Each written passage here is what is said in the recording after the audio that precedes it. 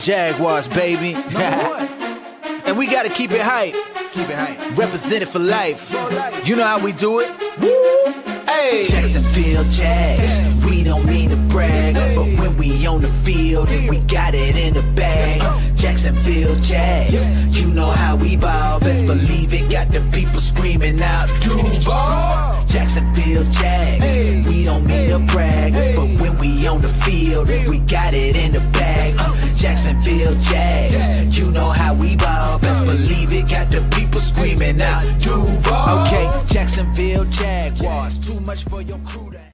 And what is going on, everybody? Welcome back into Club Jaguar here on a Wednesday, February 12th. We're so glad to have you guys.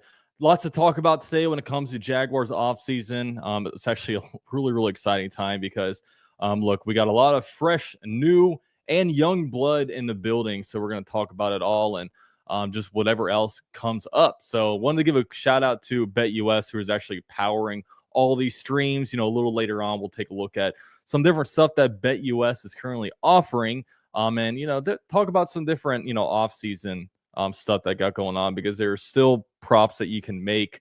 There's, you know, draft selections. There's, you know, like Aaron Rodgers, Cooper Kupp, what next team they're going to play on. So a lot of fun stuff when it comes to that. So I'll go ahead and bring in couple of my co-hosts. I have with me Jason from Jaguars United. What's up, Jason? Hi, not much, man. We're in the grind of football season now, so I'm glad to be here. Heck yeah. And next up we got Jordan from Gen Jag. What's going on, Jordan? What's going on, y'all? Fired up to be here. Talk some GM search. Get hot and heavy with these names. I think there's like double digits at this point. Okay. Did you guys glitch out right there? Yeah. Or is that just me? I saw it for a second. I didn't glitch out. It's all good. We're back. But yeah, like you said, you know, GM search. We got a bunch of we got some new head coaches, a whole new coaching staff. First of all, we can kind of start there. I mean, the Jaguars coaching staff is finalized, right? And I think the big thing about this coaching staff is that it's extremely young. I know we have, you know, of course, first-time head coach Liam Cohen, who's 39 years old. We have defensive coordinator Anthony Campanelli, who's 42 years old. Defensive coordinator Grant Udinski, who's 29 years old. It's insane to be talking about that while we're all over here podcasting, and you know, it just makes me feel a little bit underachieving. I'll just say that. So with all that said, according to Demetrius Harvey, I think the average age of this team, of this coaching staff, is 42.24 years old. Jordan, like, is the lack of, I guess, age or maybe experience, is this anything that concerns you, or is this like, okay, we're finally taking a step in the right direction and bringing in some young energy here? Honestly, when you look at the experience, a lot of these guys have been coaching a long time. Now, Grant Udinski, he's only 29 years old. He obviously hasn't been coaching for like a decade plus, but a lot of the guys, even the ones in their early to mid 30s, they have been coaching for a very long time, and they've been rising up the ranks. I think it's fair to say, like, look, your head coach has never been a head coach before. Your defensive coordinator has never been a defensive coordinator before at the NFL level. Your offensive coordinator has never done it at the NFL level, or any level for that matter. So, yeah, I mean, there's some questions there in terms of the experience, but I think you would rather have young up-and-coming bright minds led by a young up-and-coming bright mind than retreads that might not fit Liam Cohen's vision. I think each one of the people that he has picked to be on this staff kind of falls in line with what his vision is for the organization. And that's what you want. Like, you want the head coach to have a staff that he feels great about. And I think Liam Cohen absolutely does. Yeah. What about you, Jason? How are you feeling about kind of the youth of this coaching staff? I like it because obviously it's a change of direction from things that we've done in the past, which I think most fans are happy about. Like Jordan said, not going back with the retreads, but I don't think it's unrealistic to maybe see a learning curve with this coaching staff, maybe at the beginning of the season. I think Jags fans will be patient. I've kind of been talking about that a lot recently, but I mean, how does anybody do when their first time on the job? I mean, think back to the first time you did any of your jobs you do now. There was a big learning curve. You made mistakes, you adjusted, and you got better. But there's not like there's a seniority guy on this coaching staff that can kind of prove some guidance at this point. I mean, Heath Farwell. Heath Farwell, baby. Yeah, Heath Farwell, maybe. I would have liked to seen them. I saw some of the rumors of Ron Rivera maybe coming on. I thought that would have been a great hire if you could bring someone like that in, but I'm good with it. But I wouldn't be surprised if there was like a learning curve the first like 4 to 6 to 10 weeks. I mean, remember Dan Campbell didn't come out to a hot start when he first started either. Now everyone loves him. So I'm excited. I'm more nervous about defensive side of the ball for the learning curve. You think so? Yeah, I just think that Liam Cohen, the way he dials up offenses, I mean, you've seen it at Kentucky and Tampa. I feel good about what he's going to have planned for Trevor Lawrence and company.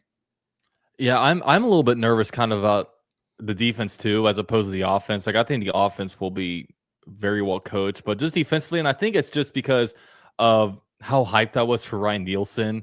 You know, he was this jacked up guy. He was hyping everybody up. Like he just felt like such a presence when I was at the Jaguars training camp practices. And then the game started and it was like, what the hell is this? So I think it's almost like I'm in a mode of I'll wait and see as opposed to being hyped up about anybody because, you know, they're playing this guy at Hard Knocks being this, you know, loud Italian dude, you know, for the Miami Dolphins. I'm just like, you know what? Let's let things kind of play out before we get overly hyped about that. Because, you know, I also have a little bit concerns about the personnel because it seems like a bunch of our position groups are maybe kind of a mess. I mean, you have your 2 edge rushers, but you know, who's your edge number 3?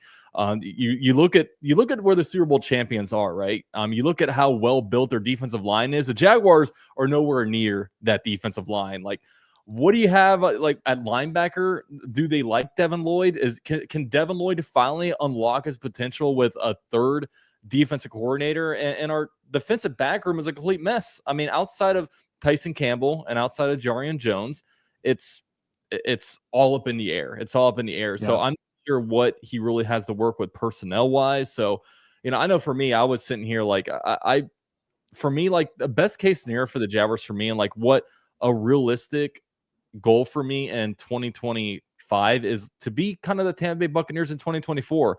I would love to have this high-powered offense that's scoring 28 plus points per game. Trevor Lawrence comes into his own, and they're ultimately kind of held back by their defense. I don't know if either of you guys feel the same way.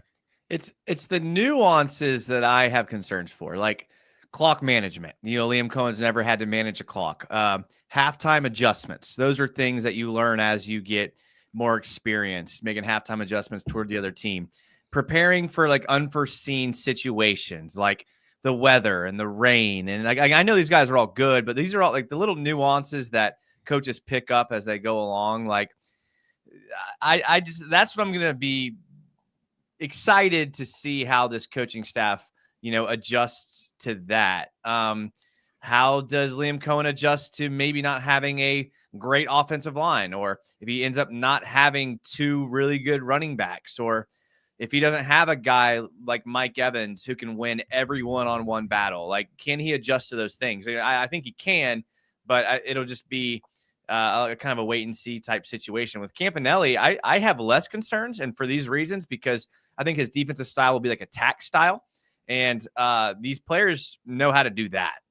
So will he make the halftime adjustments? We'll see, but I'm not too worried about him putting his players in the right places to have the best chance to succeed, because I think he's just going to line them up at their position and tell them to attack, which I like. I have some of the same concerns you have with the personnel and then some of the nuances. Yeah, to me, it's the secondary. I mean, gosh, the secondary is so poor outside of Tyson and Jarian. It really is. And obviously, I think you could upgrade interior defensive line. I think you could, and maybe Eric Armstead does that. Maybe Mason Smith developing does that. You can obviously upgrade edge 3. But did you just say that Liam Cohen might not have a number 1 guy that can win every one-on-one matchup? Now, as I was saying that, I knew that was going to come up. But Brian Thomas Jr. and Mike Evans aren't the same type of player. And like, again, and look, Mike Evans is a Hall of Famer. Like, right. BTJ's got a ways to go. Exactly. I'm just giving you a hard time. No, I know. I think about them like ISOing Mike Evans out and then being like, all right, slant route, he's going to win it. I think Brian Thomas could do that, but I would bet all my money that Mike Evans is going to win it. So and let's be real. Like, the consistency of knowing where Mike Evans is going to be, knowing he's going to be where he's supposed to be when he's supposed to be there, I think that did develop down the stretch, but there was moments during the early and middle portions of the season where Trevor Lawrence had interceptions that were not his fault because of Brian Thomas Jr. not being in the right spot. So, yeah, and I absolutely feel very good about Brian Thomas Jr. moving forward. But yeah, I think that, Tony Wiggins, he made a great point today. It's like, would you rather have a couple of select free agents that would really upgrade what they're doing versus like trying to address every need? I think you have the ability to potentially try to do both things, but it's a fair question mark. Like, do you just want to go get those guys, fit your culture, fit your system, and are studs, and get a couple of those guys, maybe 2 or 3 of those guys, versus trying to address every single need? I think that's a great question. And I think what the Jaguars decide to try to do there is going to be really crucial for the 2025 season and beyond. And this is one thing that's kind of interesting because it felt like last year in the Jaguars secondary, like everybody took a step back. So I almost wonder, did the coaching staff or the defensive coaching, did that just make the unit look way worse than it actually was? Because Andre Cisco was completely lost out there. Of course, I think we're going to have another upgrade outside of, Ronald Darby and Monteric Brown. I mean, I think we all knew that was kind of a one-year stopgap. But then, I mean, there's some players out there at safety. I mean, Antonio Johnson, what can he turn out to be? I know he was very disappointing. You have Darnell Savage, who will be on a team again. I mean, they paid him a decent bag. So I'm curious with you guys, like, could this defense just improve a lot just from the sole thing of like just having a lot better coaching? Yes. But your most talented safety is a free agent. Yeah. You've got to figure that out. Not saying much. Yeah, well, Andre Cisco is extremely talented. Well, they're all talented. They're in the NFL. Every single Andre one of them Cisco talented. at his best, in my opinion, through 2022 and 2023, was a ball hawking safety who could also bring the boom and instill fear into opposing receivers. Now, did you see that consistently enough in 2024? Absolutely not. Or at all. It was there at times. It absolutely was. No. If you go back and watch every rep of him, I mean, he did. I have. Okay, I'm telling you. But yeah, there was more negative than positive, without question. The problem I have is that, like, it wouldn't matter what the defense was, because we saw Nielsen try to do it man earlier in the season. We tried to see him go zone late in the season, and in both systems, Cisco was not where he was supposed to be. And like, I don't think that, and he wasn't the only one. I don't think that secondary was bought in, and I don't know why. Because, Chris Richard, highly regarded secondary coach. And, like, he brought the energy out there. I don't know I don't have a good answer for why the secondary was as bad as it was last year. I do. They're not very good. Each one of those guys has performed at a much higher level throughout their career than what they did last year. Ronald Darby, the season before he came to Jacksonville, was starting for the Baltimore Ravens down the stretch in the playoffs and playing good press man coverage. Right? Mm-hmm. Andre Cisco. People thought going into 2024 that Andre Cisco was about to earn a bag. Right? People thought Antonio Johnson was going to be proven to be a quality starting strong safety. And none of these things happened. I'll give you the Cisco one. I'm not giving you Antonio Johnson. Okay. Unfortunately, it just feels like everybody took a step back. And that kind of goes up to coaching. I know we kind of talked about like Brian Thomas Jr. earlier, and I'm really excited about Brian Thomas Jr. I think now, like, I think the big thing that we had to kind of like, I guess, look at with Brian Thomas Jr. is if he can do it again. Because I know over the course of history, like when you're actually looking at the history of the Jaguars, the only guys that's actually had multiple 1,000-yard seasons have been Jimmy Smith and Keenan McCardell. I mean, you look at everybody else, like Christian Kirk was a flash in the pan. DJ Chark was a flash in the pan. And I know that I don't think Kirk's a flash in the pan. He's gotten injured. And, A-Rob also would have had another 1,000-yard year if he didn't get but injured. we look back and the only guys with multiple 1,000-yard seasons have been Jimmy Smith. And when you look at Brian Thomas Jr., like one big thing about him is that, going back to the scouting reports was like, the main reason why he got as good as he was in college was because he was looking at how good Malik Neighbors was, and that really forced him to work a lot harder. Like, now that he's had the accomplishments that he's had in 2024, will he stay motivated? Because he's a Pro Bowl player. Like, he was a star player. I hope, and I'm not saying that it's not going to happen, but I just hope he can stay motivated and understand that he has so much more room to grow and that he actually does put in the work to take the next step. Because as we all know, like, when you're a rookie, you are so concentrated all off season, right? You got to prepare for the combine. You got to prepare for the pro day. You're trying to get as high drafted as possible. And then now you're in a situation where you're kind of left alone. Like, everything's on you to be able to take the next step. And I'm hoping with this coaching staff, like, they all keep buying in and he stays bought in. But I don't know with you guys, like, George, do you have any doubts that he's going to come back and not be a lot better than he was in 2024? Well, he doesn't need to be a lot better than he was in 2024. He needs to be a little bit more consistent early on than he was. But I have no question marks about Brian Thomas Jr. right now. Quite frankly, the way he was playing at the end of the year, he was playing incredible football. I'm not nervous about Brian Thomas Jr.'s future at all.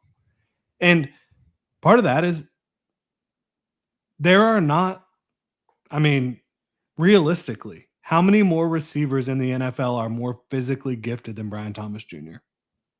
There's not many. Honestly, I can't really name. I don't know how much more athletic maybe a Jamar Chase or George Jefferson is, but when it comes to like actual, like, physically built with speed and power and stuff, like, there's not many. You're right. And so I think he does bring it. I think, they consistently talked about how focused he was on the playbook, how focused he was on learning everything. So I'm not worried about him one bit. I do think that you could definitely talk about, like, what else do you have? We don't know offensively what the receiving core is going to look like. But Brian Thomas Jr., I really don't have questions about his future. I would be shocked if he doesn't have a magnificent year. What about you, Jason? Would love to hear your thoughts. Brian Thomas Jr. is the last person I am worried about on this entire roster. Like, the only player that I am not worried about, even remotely, is Brian Thomas Jr. I think he is a star. I think that NFL players talk about all the time, your rookie year is like your whirlwind year. And that's the year that you can't figure things out and that you have the hardest time. And we saw early in the year on the option routes, him and Trevor weren't on the same page.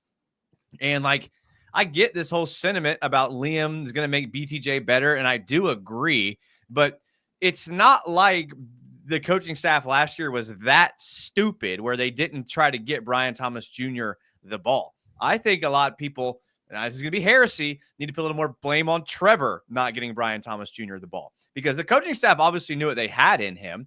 So my biggest concern when it comes to Brian Thomas Jr.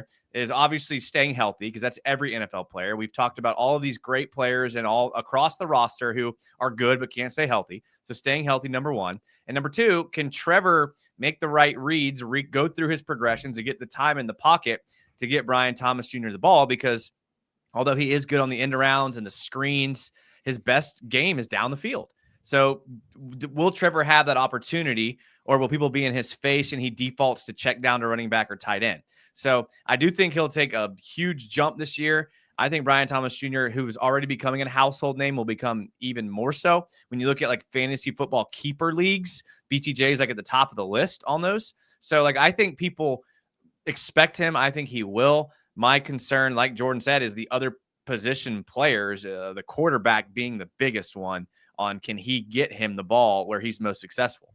So Jason, how are you feeling about Trevor Lawrence? I know a lot of it, because the focus has been so off of him now. Like he already got the contract. Like we've gone through the head coach. We have an EVP now. Balky got fired, so we're searching for a GM. And of course, we're talking about a lot of different stuff. But you haven't talked about Trevor Lawrence in a while. I mean, look, the season has been over a month, and we saw Trevor barely at all in November and December because of the injuries and whatnot. So I guess now things are kind of calming down a little bit. Like, where are you kind of at with Trevor Lawrence? Do you think that he's able to take a big step forward this upcoming year? Would love to hear your expectations for him. I mean, I think if we're being real, as a Jags fan, I have all the belief in the world in him. I think he's the most naturally talented quarterback the Jags have ever had. If we're looking at it from a realistic point of view, he hasn't been the greatest in decision making. And the biggest thing is he's 1 5 to 6 week injury away from being the guy that can't stay healthy. And if that happens early in the year, now we have a quarterback who's great but can't stay on the field. And I know it's not all his fault, but that's the reality of the NFL. So he's got to clean up his decision making. He's got to get back that confidence he had when he was younger, and he's got to stay healthy because he's kind of bumping up on being someone who is being way overly paid for what he's giving you, not talent wise, not everything else, but for what he's actually giving you with wins and production. At the end of the day, that's all that matters. So I'm still a believer, but this year is going to be a big prove it year for him, regardless of us being locked into him long-term or not. Jordan, would love to hear your thoughts. Yeah, I think everything Jason said is true. But my belief in what not only his talent, but what he has shown when healthy. And again, what Jason said, one injury away from this, this tag being placed on him that he's an injury prone player that's not getting the job done, can't stay on the field. But what I see from him when he has been healthy, even in 2024, a lot more good than bad, especially throughout 2022 and 2023. I think that in 2024, there were a couple more uncharacteristic games from Trevor than you would expect. But you can also say that about the entire team. His performance in the first half against the Browns was unacceptable. A lot of the first Texans game was pretty unacceptable. But outside of those two, I think he played pretty darn good throughout the season until he was hurt. And I feel very confident in the direction that this franchise is going with Liam Cohen and Trevor Lawrence heading up the offense, with Brian Thomas Jr. being the focal point of the passing game. And I do think that Brian Thomas Jr. and Trevor Lawrence are both poised for very, very big things under Liam Cohen.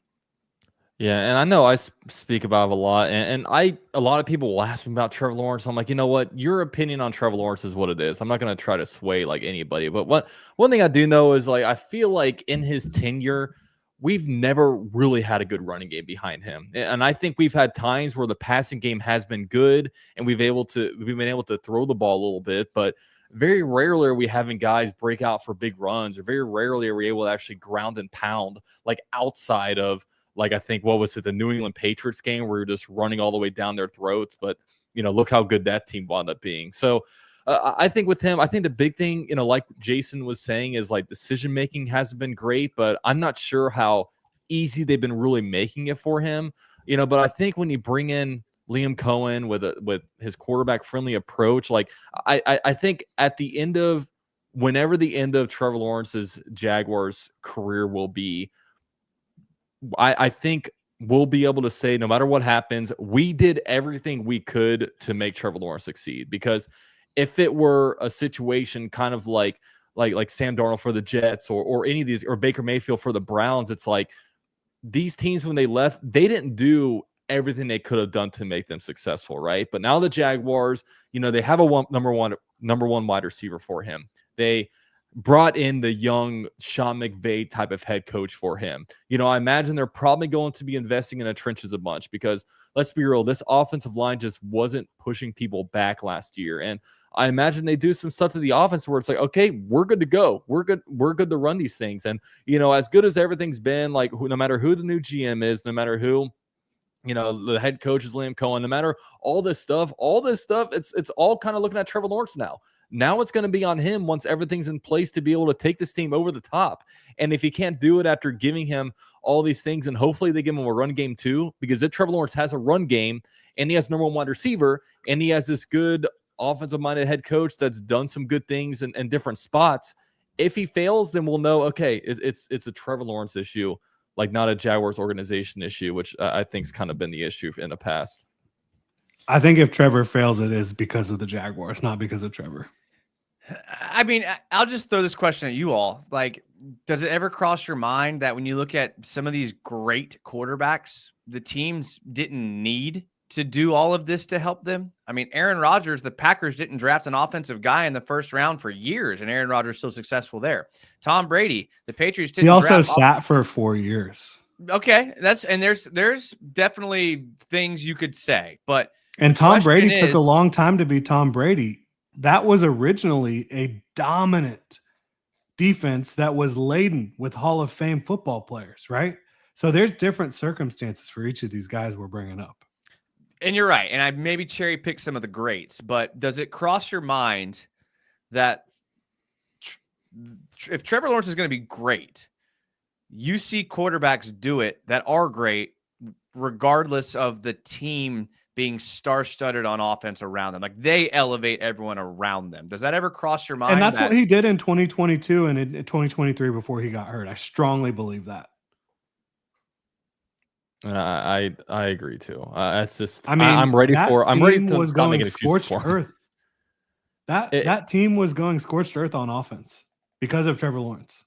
Yeah, they were. I mean, sometimes I'll go back and rewatch the Ravens game and the Cowboys game, and man, there's some unbelievable. There's some moments where it's like, man, like I forgot he can do this kind of stuff, and it was back when everyone was bought in for Doug Peterson, right? And I don't know what that product was last year, but that was just awful football, and yeah, in 2023, I think Trevor was overcoming some things offensively, schematically. I think that they were doing a little bit better job with the run game, and then it fell apart, right? And I think losing Jim Bob Cooter was a big deal. I think that Doug Peterson handing the keys over to Press Taylor was a big deal, despite what anyone says.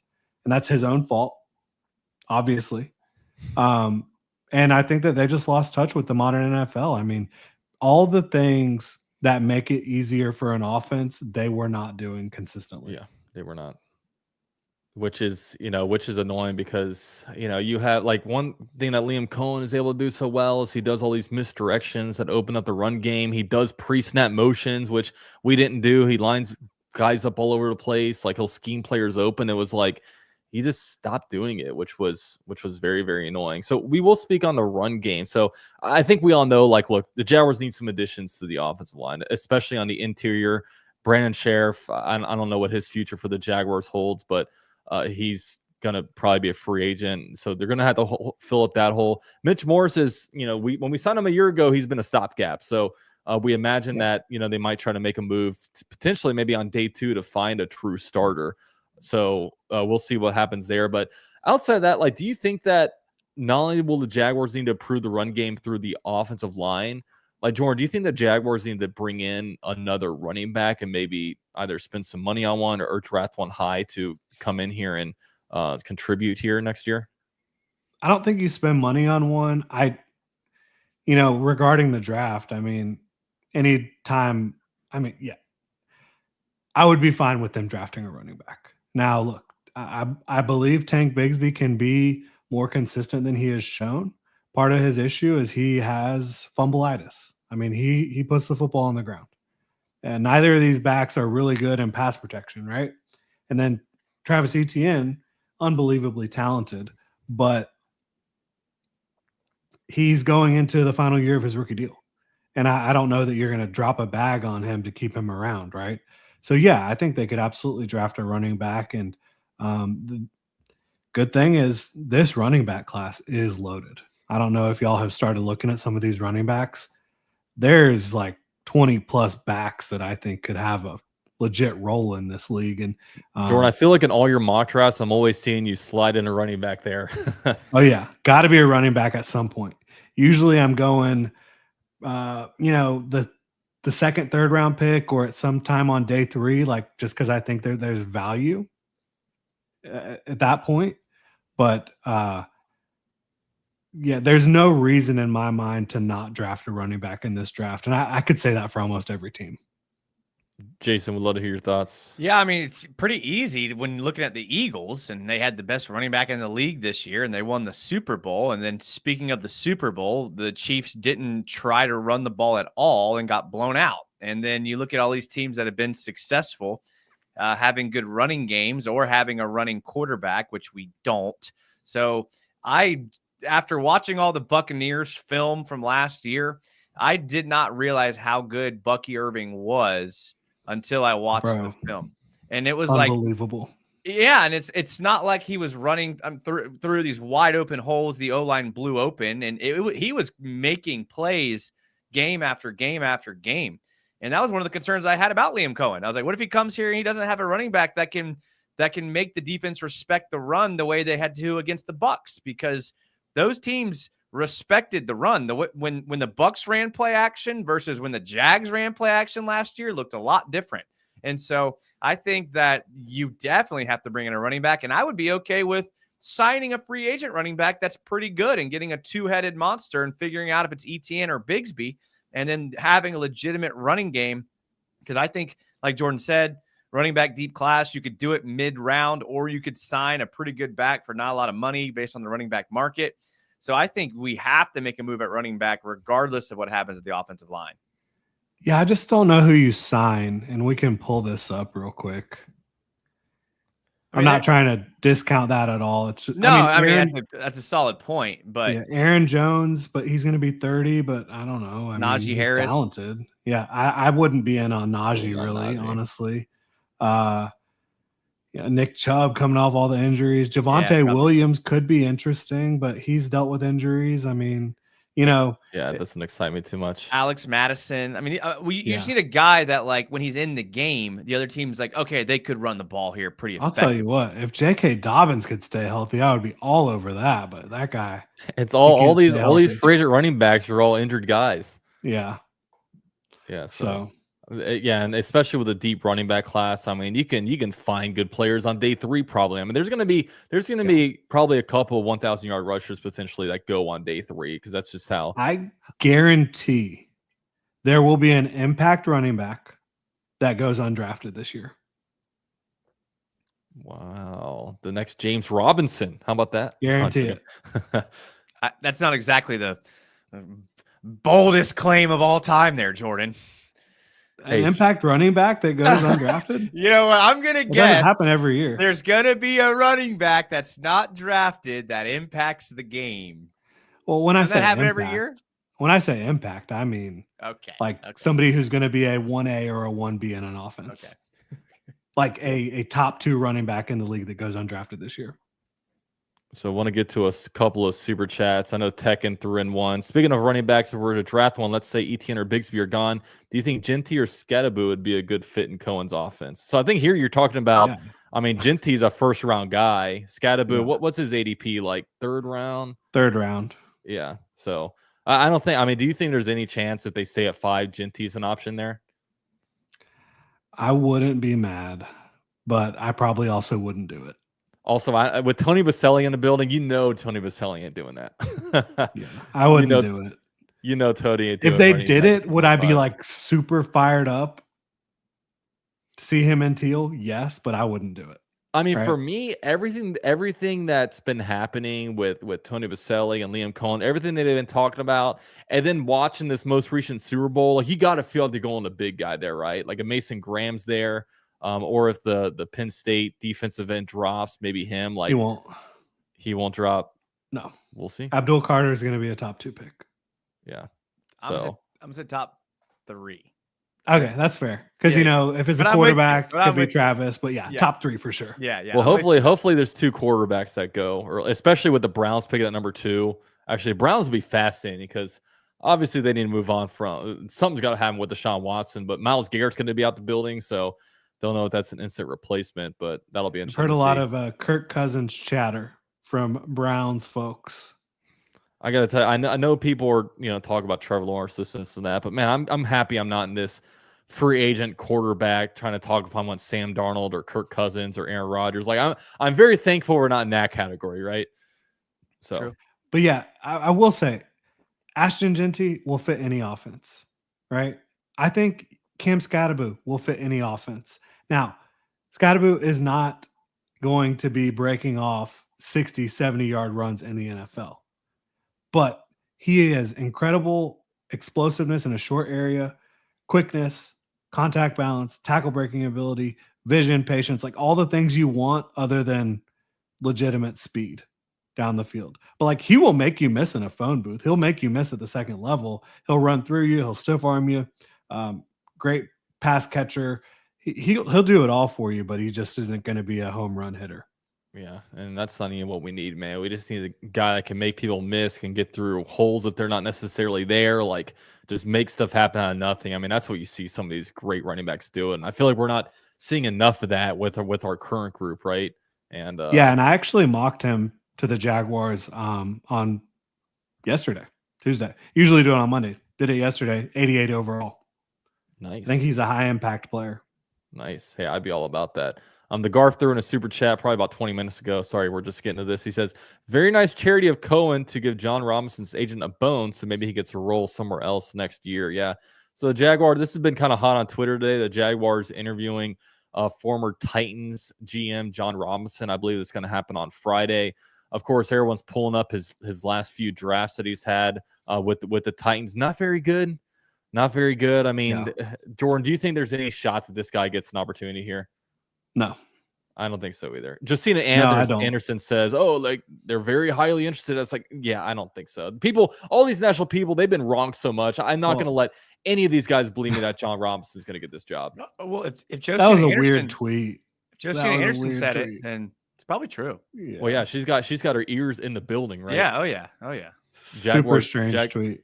Jaguars insider Justina Anderson, because we know she's very, very plugged into the Jaguar stuff.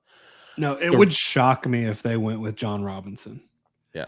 It would absolutely would. And I did want to bring something up real quick. It's not like huge, because people don't really care about the strength coach. But John Shipley did break some news this evening. The Jaguars have parted ways with head strength coach Cedric Scott. And he also, shared the information that, and it was available, but he connected the dots that Tony Baselli as EVP, part of his, capacity as EVP is overseeing the strength and conditioning. And so he's made the decision, it looks like, to move on from head strength coach Cedric Scott, and they're going to move in a different direction there. So that's one very early move that Tony Baselli is making as Jacksonville Jaguars EVP to try to upgrade things around here. Well, I hope he doesn't hurt his hamstring on his way out of the building. I'm about to say, would either of you define this team as strong in any way?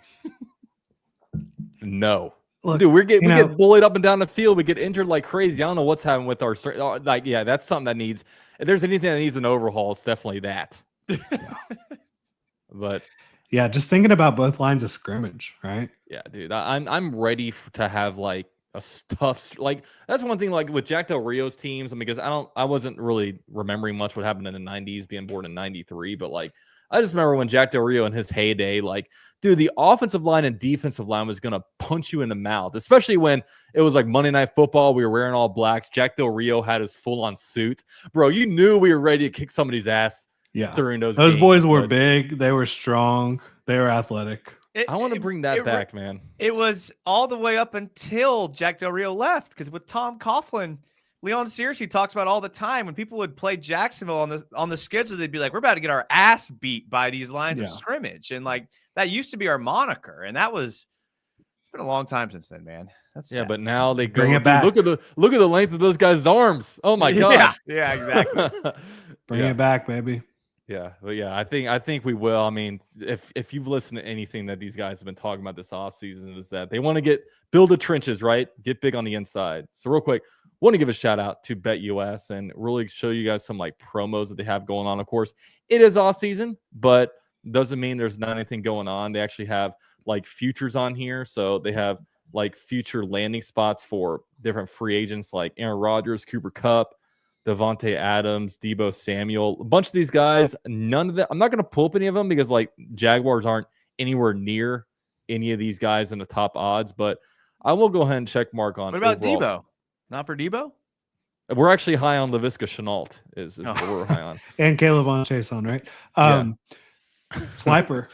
I don't know if y'all saw that video. I did. I from the wide nine. Hey, Jason, do you want to take the floor on that? I don't know if you saw the LaVisca Chenault, not LaVisca, the Kayvon Chason video out there. Nobody has been higher on Kayvon Chason than me. Okay, nobody. All right, now I had said this when he was drafted. The dude was the youngest dude in the draft, had been playing football for the least amount of time, and he got thrown into this Jaguars defense.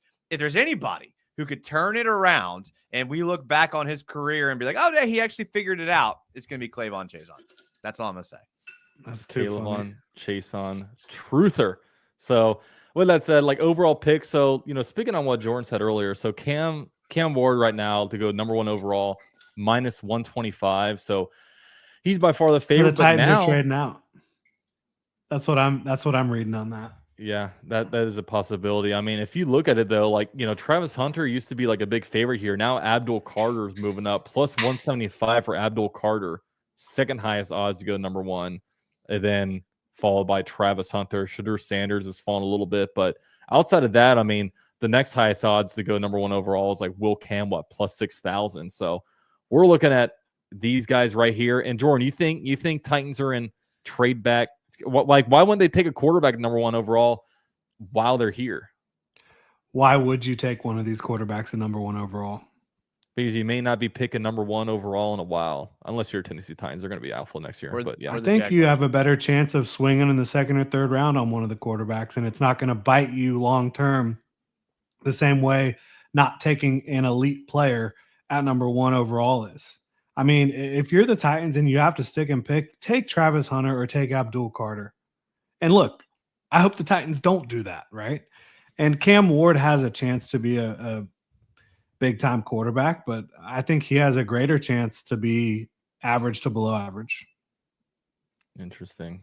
Yeah, so we'll see. If he had one more trait, one more trait, I'd be in on it. I really would.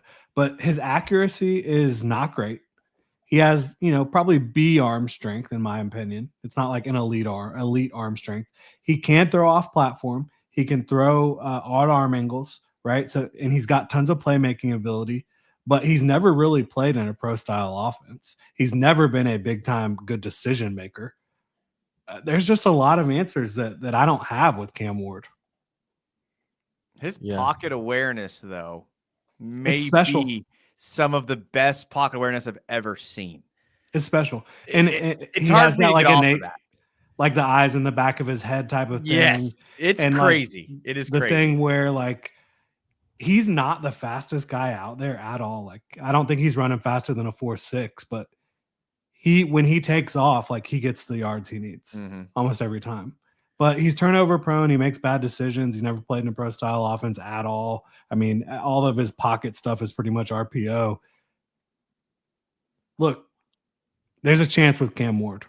If you want to take it, go for it. That's fine, but it's not what I would do. I would take Abdul Carter or Travis Hunter. So with that said, shout out to BetUS, man. If you guys are interested in any of this, like I said, lots of offseason stuff. But NBA is going on right now. Of course, MLB is around the corner. So March Madness coming up too. So if any of that interests you guys, use promo code YouTube150 to get in on all of that action. We appreciate them for being a sponsor on the channel. So with that said, I mean, I guess we can actually, let me get to one super chat. The Garth threw in another $5. I guess I misinterpreted what he said. He said, that league source that said that he had a real shot may or may not also be his agent. Yeah, and he's talking about the John Robinson thing. So very true, very true. So with that said, at pick number 5 overall, right? The hope is that 2 quarterbacks go before the Jaguars get taken. It feels like maybe only one might go, but you never know. I mean, these teams get desperate for quarterbacks. We saw a lot of teams pick quarterbacks early last year. I know, Jordan, you do a lot of these mock drafts. You know a lot of this stuff going on. Like where do you feel like the top 5 would shake out right now when it comes to like what order these guys are going to get drafted? I think Cam Ward will go in the top 5. I think Abdul Carter and Travis Hunter will go in the top 5. And I think, who's going to be the other one that goes before the Jaguars? Shedeur Sanders. There's Mason Graham. There's Will It's going to be Campbell, Shedeur Sanders. I have a feeling it comes down to the Patriots to me, because I think in the top 3, it's going to be Travis Hunter, Abdul Carter, and Cam Ward in some order. Yeah. So what are the Patriots? With 3 quarterback needy teams, you think only one's going to take a quarterback? I'm having some faith. I'm having some faith in teams being smart, right? I'm hoping who are you hoping falls to the Jaguars right now? Like realistically, obviously, Abdul Carter's probably out of it. I mean, Travis Hunter. I think Travis Hunter is more realistic than Abdul Carter. Yeah. Interesting. And not for any fault of Travis Hunter's, just because, unbelievable, insane edge prospect in the mold of Micah Parsons. Like, I think he's the best player in the draft. I think he's the best player in the draft. Yeah, I have him and Travis at 1 and 2, and I don't feel comfortable with saying who's better, because it's just like those are the guys. Riding the fence. Typical Jordan. That's the tier at the top.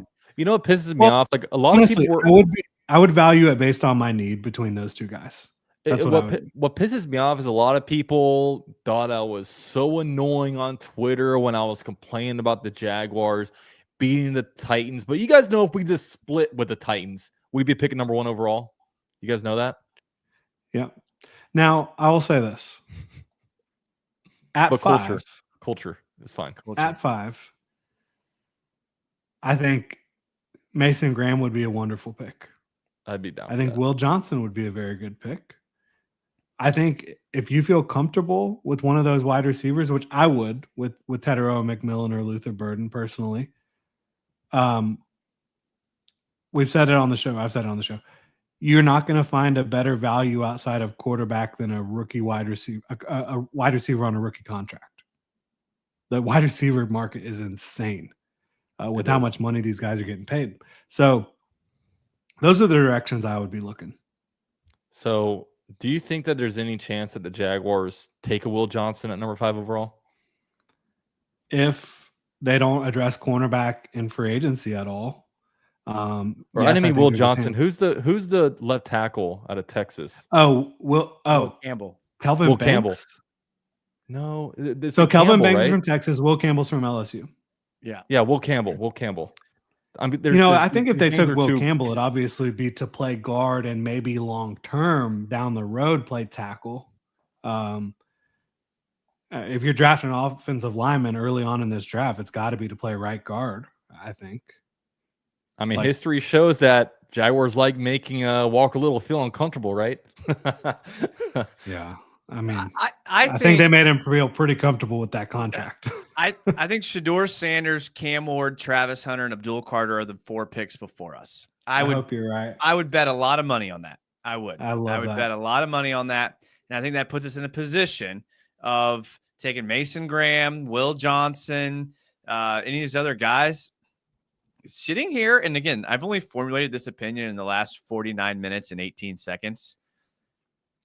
I kind of like the Ashton Genty at 5 idea. Ooh, it's kind of growing on me a little bit. Like it kind of is a little bit. And like, this is a new thing for me. I got to feel it out. There's like the dating phase. I'm in the dating phase of this, but hear me out now. You got Ashton Genty back there. Every single play, the defense is like, if this dude gets the ball, we're in trouble. What does that do for everyone else? Because Will Johnson, I'm kind of coming off him a bit, watching his underneath coverage a little bit. Coming off of him, and he's not entirely healthy. I know that's Mason the thing. Graham. You need to see him test, right? Right. Mason Graham, I get it, but I think the D line is our strongest unit on the team, especially when I'm kind of expecting Mason Smith to kind of take a next level jump this year. You're moving Arik Armstead inside, and you still have Devon Hamilton. Doesn't leave a lot of snaps for these guys. You look at a tackle. We have tackles, right? That are, I don't know, man. I'm thrown off. I kind of like this gent, and if not, trade back. I told you I'm not against it. Like, I would be excited if he's in teal. Yeah, but there's no it would be way hard for me to make that bet just because, like, you know, running back in the top 5, it's like, geez. And if you've been listening to Tony Baselli on like 1010XL for however long he's been doing it, it does not sound like a Tony Baselli pick taking running back at number 5. Yeah. And the thing is, too, like, he's not just like hand the ball off to him running back. He will kick your ass and pass protect. I mean, if you're a blitzing linebacker and you're not ready for that contact, he will make you look like Sean Merriman against Maurice Jones-Drew. He will. And he is a great pass catcher. And I've seen a ton of mocks with the Raiders taking him at 6. So it's like, no, he belongs in the top 10. If he the Raiders falls out take of him the top at 6, 10, it's ridiculous to me. Like, I see, like, oh, he's not top 5. Well, is he top 6? Because if he's top 6, we can take him at 5. You know what I mean? Yeah. So it's like, I don't know. Again, I'm still formulating it, but I don't hate it. I mean, it would be again. I wouldn't do it, probably, but depending on how free agency and the offseason goes before the draft, maybe you could convince me.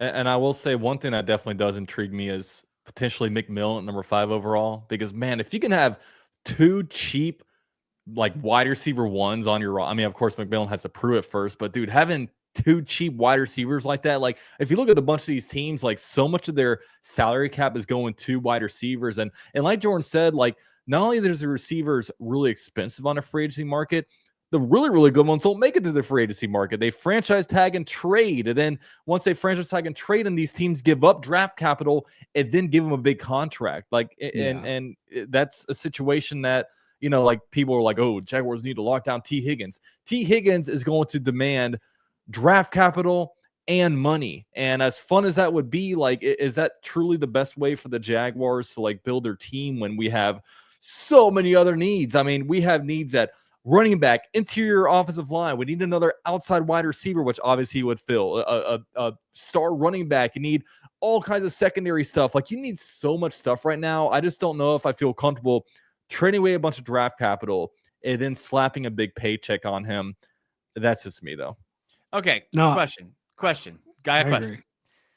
If the 2 quarterbacks, Travis Hunter and Abdul Carter, go 1, 2, 3, 4 in any order, who are the players after that you would bet, relatively speaking, on the draft? You would bet all of your money are going to be good NFL players. Who would those players be that you would bet they were going to be good NFL players? Mason Graham. Genty, Mason Graham. Will Johnson. Malachi Starks. You're losing me Ashton a little bit. Genty. You're losing me a little bit. You're losing me a little bit. You don't believe in Malachi? No, I think if I'm betting, like, again, I'm betting all my money, it's Mason Graham and Ashton Genty. Okay, if we're just talking top 2, yeah. Yeah, I mean, my board right now, and, you know, it might need to be updated, but right now, it's Travis Hunter, Ashton Genty, Abdul Carter, Mason Graham. Yeah.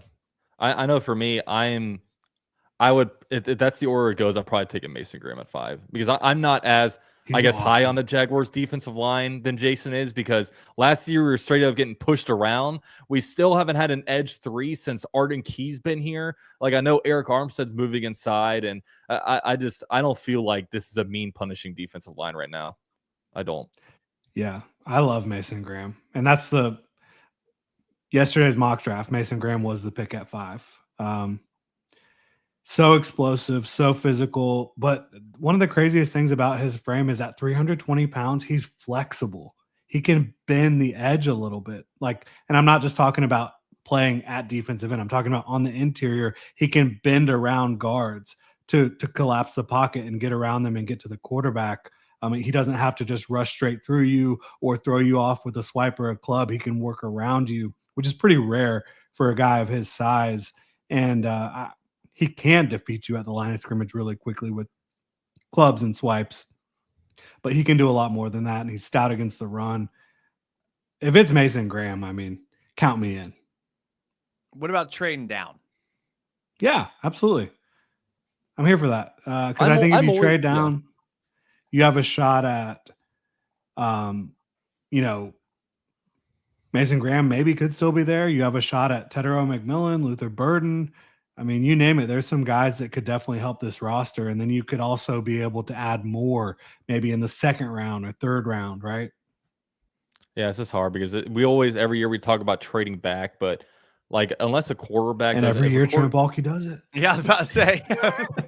I guess that's true. He does. I mean, he like Dave Caldwell never traded around the first round. I mean, he like this guy Trent Baalke always did it, and yeah, it'll be interesting to see how these things shake up, especially like after the combine and pro days. What happens to the mock drafts? Because of course things go like up and down after that. So I guess with these last 5 minutes, we can talk about like GM stuff. I know like me and Jason aren't super well versed on like GM talk, but I'm sure we all have an opinion on who we may want to be our GM. Like Jordan, we'll start with you. Like who are you hoping that the Jaguars announce as GM? And I imagine by this time next week, the Jaguars will have a GM. Yeah, Jonathan Jones of CBS did report they're trying to wrap this up next week and get it all done before the combine so they can kind of move forward that way. My top two, James Gladstone of the Los Angeles Rams and Chad Alexander of the Los Angeles Chargers. So, go fly out to LA or fly the LA guys in together, whatever it may be, get it done. No, I think they're interviewing them on Zoom, but one of those guys I think would be tremendous. James Gladstone, I talk about him because like he has been a process guy. He has been developing the scouting process, but he's also been on the actual scouting and player evaluation side.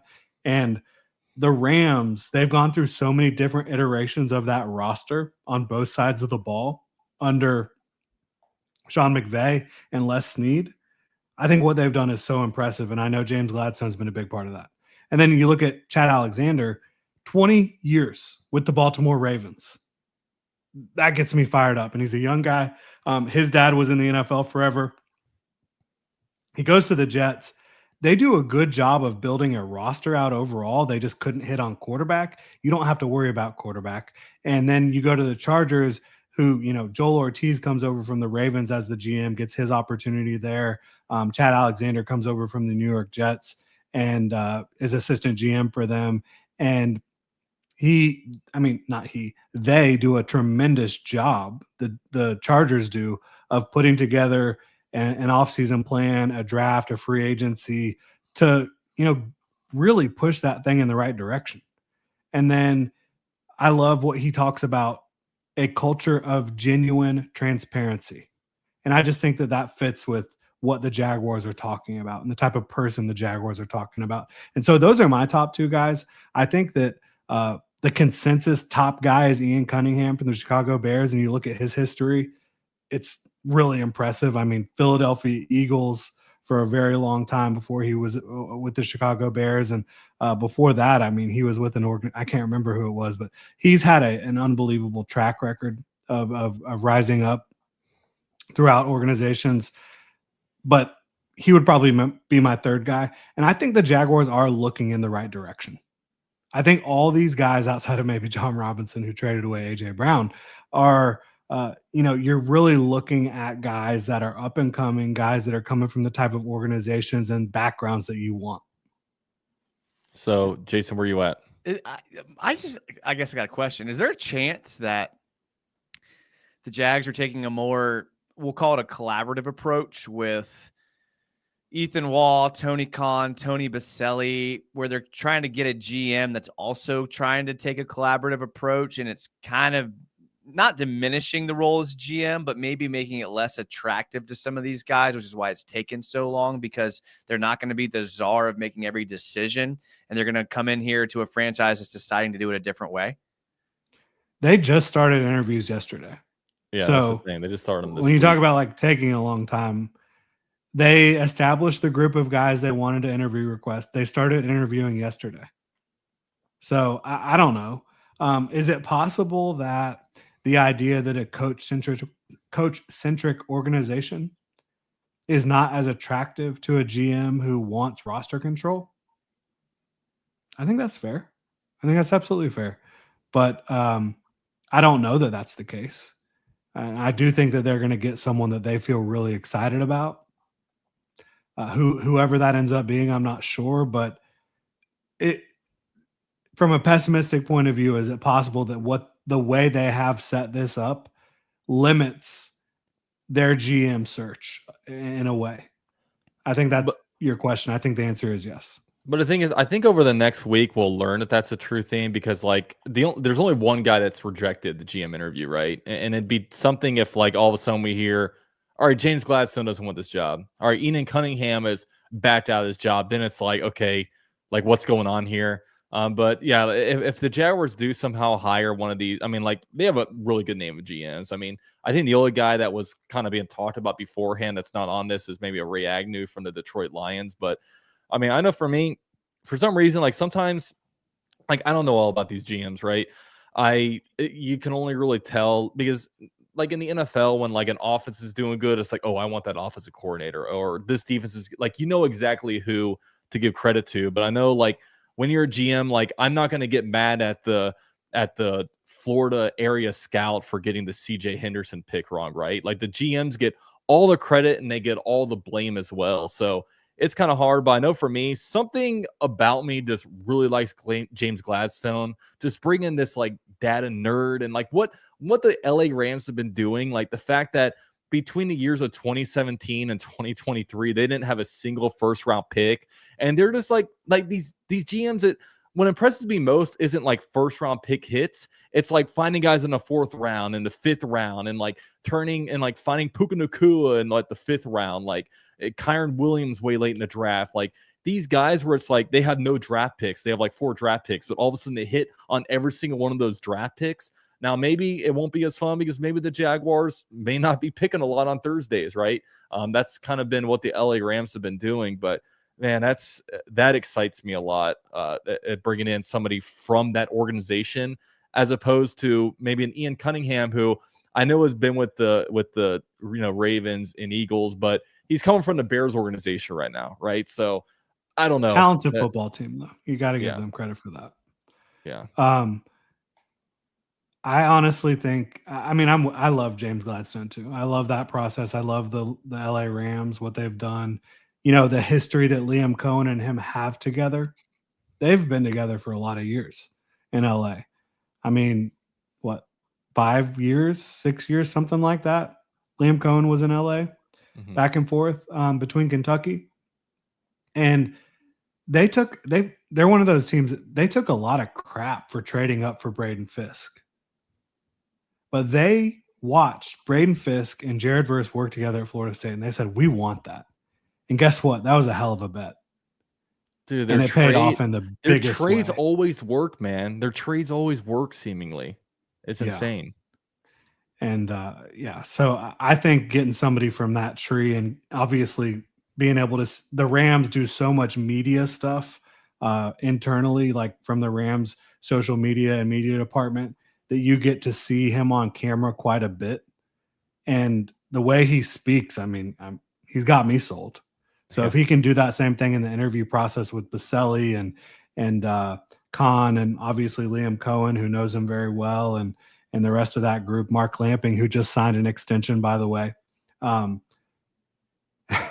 Jason's shaking his head. Oh, he hates that move. What happened to Lot J, Jason, huh?